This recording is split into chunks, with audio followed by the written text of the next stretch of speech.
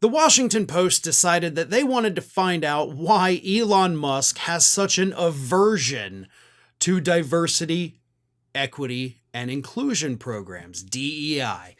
After all, the Trump administration has made it their crusade to get rid of DEI anywhere and everywhere that they can, and Elon Musk is, of course, one of the most outspoken members of the administration that seems to hate it. So the Washington Post decided we're going to go to the source, not Elon Musk.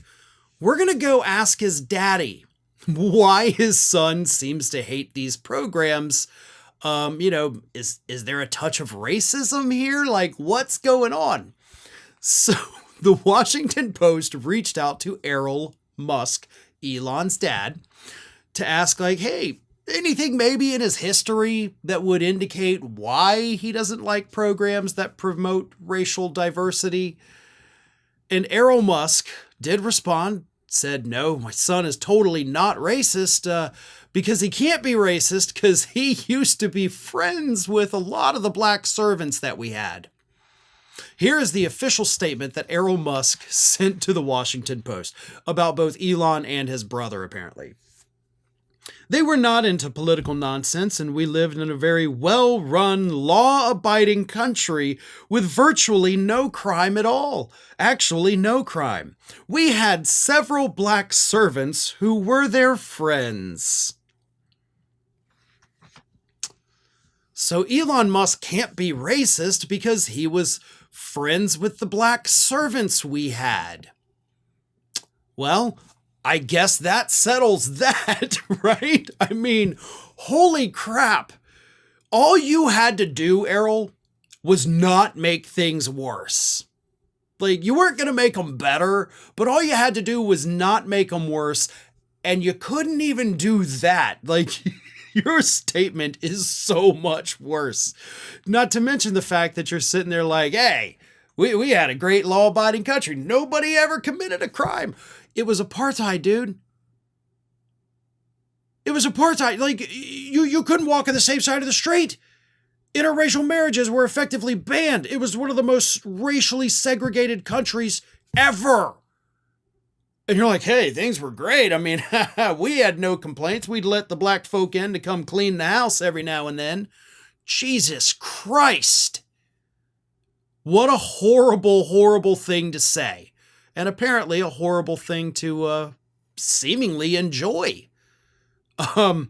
But then the Washington Post decided, okay, we're kind of pumping a dry well here. Let's go talk to somebody else. So they found a guy who is now a biomedical scientist. He actually went to high school with Elon Musk, knew him pretty well. So this guy, Rudolph Pianar, said, quote, "We grew up in a bubble of entitlement. I am not sure if Elon can conceive of systematic discrimination and struggle because that's not his experience. His life now, in some ways, is how it was under apartheid, rich and entitled with the entire society built to sustain him and his ilk." Now, that does explain a lot, right? Rich and entitled. You don't have to see all of the horrible things happening because you are protected in your bubble. But at the same time, your bubble does apparently get penetrated because, as your dad mentioned, you had, quote, black servants. So you knew that there was some kind of racial disparity that also translated to class disparity. You just what? Couldn't get it through your skull? You couldn't figure out why that was? You didn't understand what was happening? I don't know. That one I do want a little bit more of an answer to, but I do agree that the entitlement bubble is what Elon Musk has lived his entire life in. Never had to worry about anything. Never had to experience any kind of hardship or even deal with people who had to experience any kind of hardship. And life experience does in fact matter. Donald Trump is the same way. So we basically have these two eccentric billionaires running the country that have never had to step foot outside of their golden palace thinking they know what's best for everybody. When you grow up in an experience like that, when you live your entire life in that bubble, there is no way in hell you can actually rule and legislate on behalf of people who are struggling. Because struggle is not something you understand. It is not something you've ever had to experience or even see close up. That is the problem, the biggest problem, one of the biggest problems with this administration.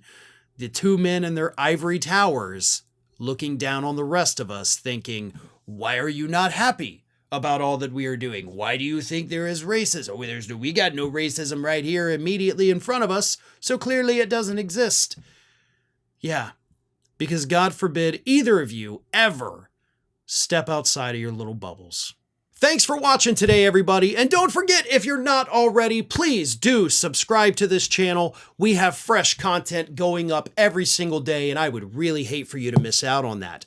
And speaking of missing out, if you're not following me across all other social media outlets, then get on it. You can follow the links in the description of this video.